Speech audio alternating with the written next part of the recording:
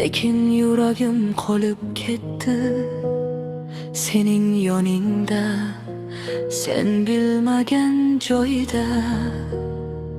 Tanam uzoqlashdi sendan asta sekin, ruhim esa hanuz senin qo'lingda.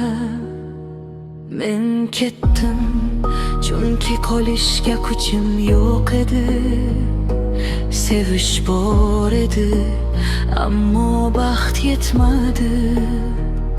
Ba'zan juda sevgan insoning bilan ham birga qolishga taqdir yo'l bermaydi.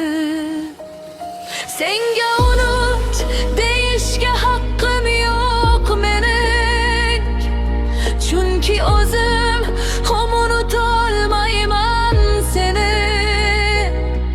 Har ketgan qadamim ortga tortadi, har nafasim eslatadi faqat seni. Balki sen meni yomon ko'rarsan endi, balki nega ketdi deb yurak yorarsan. Balki men ham har kecha o'zimni qo'yib qololmadim deb ichimda